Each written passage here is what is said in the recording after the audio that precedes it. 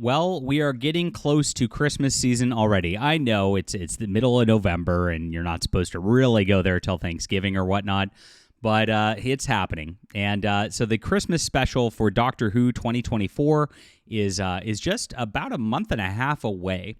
And what can we expect? Well, it looks like we're going to expect absolute degeneracy from Russell T Davies and company. Surprise, surprise. It's going to get worse. Welcome to Doctor Who in 2024. I'm sorry, Doctor Who fans, to report that this is no longer going to be a family show, apparently, as they've hired an intimacy coordinator to work on the upcoming Doctor Who Christmas special. We'll get into what the heck that means and why it is a bad sign for Doctor Who going forward in just a moment. Hit that like and subscribe button, everybody. And of course, I write these articles on Fandom Pulse that you might see across Doctor Who fandom. And I wrote a couple of them on this weekend because another weird thing came out with John Barrowman, the guy who played Captain Jack, which we'll talk about as well. Crazy stuff out there in the Doctor Who universe. So smash that like and subscribe button. Join us here on Fandom Pulse in the description below. I'm a science fiction writer myself. This is my Stars Entwined. It's an epic military space opera, and it's a spy thriller in space with a guy who embeds himself on an alien starship when humanity is at war with them. And of course, things get very, very complicated over the course of this trilogy. If you like some epic space battles, if you like a lot of good classic style science fiction, you will 100% enjoy this. It's a full trilogy, and it builds up very, very nicely. Get all 3 books today. It's on ebook, print, and audio, and support our efforts here as we're creating the science fiction that Doctor Who won't. Thank you guys so much. Doctor Who fans have been some of the best readers this year, and I really appreciate you for being there and making us a huge success. It's been, honestly, it's been the best year of my career, and it's all because of you. All right, so let's look at this story that's going on right now that fans are scratching their heads about this. Because Doctor Who is a PG-rated program. It's a family program. It traditionally has been. And, of course, last year, they went way off the rails. And they started with, of course, putting the transgender Rose front and center and then trying to gaslight the audience, going, "She's such a beautiful woman," over and over and over again. And then talking and lecturing the Doctor about, "You're a male-presenting Time Lord." It was really, really cringy in those 60th anniversary specials. Poor David Tennant trotted out for this stuff, but, he gets what he deserves as he's part of this whole agenda as well. It only got worse from there as Russell T Davies and Ncuti Gatwa started their whole season, which they call Season 1, because they're admitting it's really not the show it was. It is a brand new show. You shouldn't even pretend that there's continuity or anything like that, even though they do their best to try to bring back those member berries, talking about Susan and Sutek, and I do think they're going to try to trot out Susan next season as part of trying to, quote, bring it back. It's going to be really rough as they do so. Now, as this went along, it became a clear, just propaganda vehicle for the LGBTQ agenda, and you can see it right here. I'm sorry, I'll put this image off the screen for you guys. It's rough. But this is what they did with this entire season. And in that Rogue episode, the Doctor went way out of character, just completely abandoned his companion, and just went off to go just like gallivant with some dude, because, that's what the Doctor does these days. Really, really sad that it's come to this, but this is exactly what identity politics does. And then when you put an activist like Russell T Davies in charge of things at this juncture, he's going to make sure there's nothing involved but his own weird little fetishes getting played out on screen. And that's all this has been about. The casting choices of Jinx Monsoon putting drag performers out there. It's like he's trying to turn this into one giant gay orgy party at Doctor Who rather than actually trying to honor the legacy of what has come before. And so the ratings have collapsed. We know this if you guys didn't pay attention earlier this year. Lowest ratings in Doctor Who history. They tried to do this whole lie thing going, "Oh gosh, it's all going to be totally fine with the younger demographic coming in." But everybody who watches the show has tuned out. They can't take it anymore. There's no hype behind the show. Normies aren't watching it at all.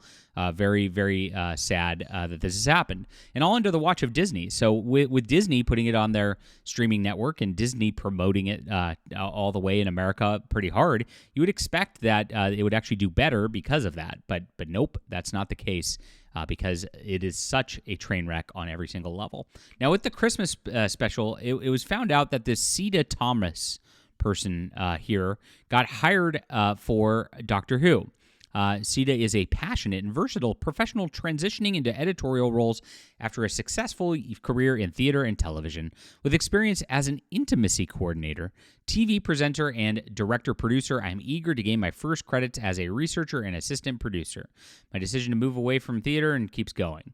But as you go here, you see intimacy coordinator on a show called The Guest, and then intimacy coordinator on Fallen Divas, okay, and then intimacy coordinator Doctor Who under Bad Wolf. Here we go. Bad Wolf hired an intimacy coordinator. Now, what this does is this is a person who oversees sex scenes, is really what it comes down to. And so when you have those sorts of things, you can end up with trouble happening, which we'll talk about with John Barrowman in just a moment. I mean, he ended up being a lot of trouble on the cast of Doctor Who and caused problems that are wrecking his career to this day.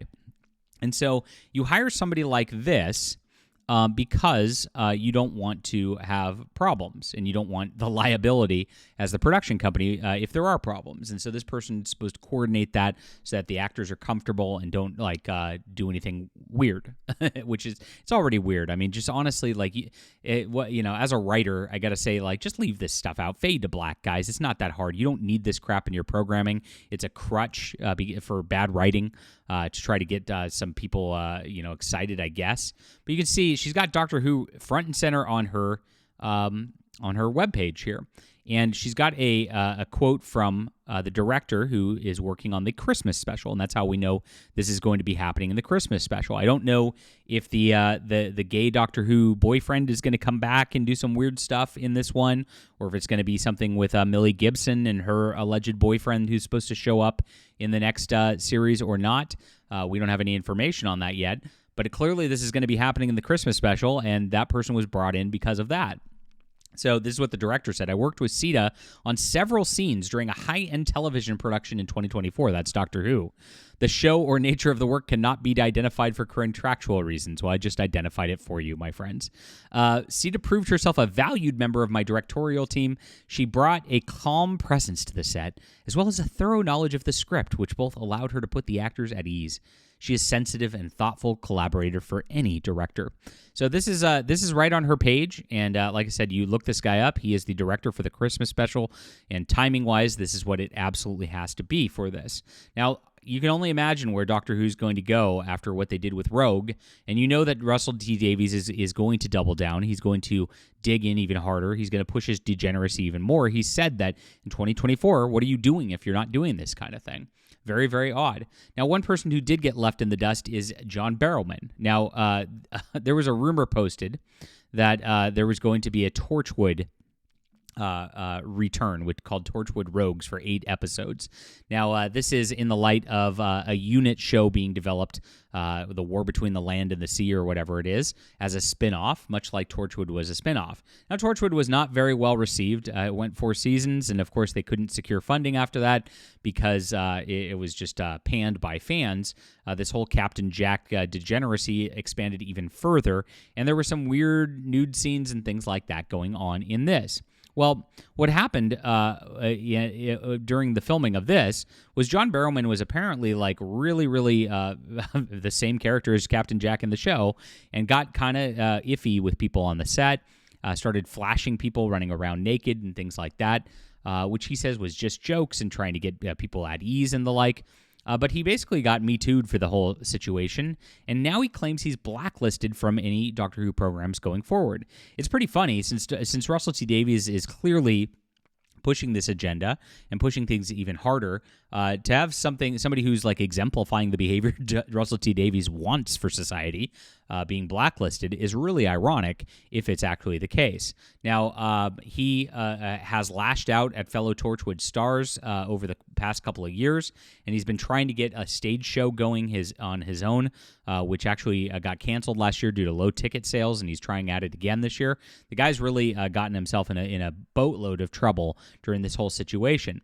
But again, it's this is interesting timing to see this right as Doctor Who's pushing the degeneracy to new heights, or new depths, I should say, because again, you'd think that he'd fit right in with the current culture at that place. So you can read more about it here on Fandom Pulse, my friends. I've got some screenshots and interesting backstory on what happened with John Barrowman and the like. And of course, we'll be covering everything that's happening with Doctor Who going forward. Thank you for watching. Leave a comment down below with what you think about this. Appreciate you for being there. Hit the like and subscribe button, and make sure to grab my Stars Entwined full science fiction novel and its subsequent sequels on Amazon. Appreciate you guys for being there.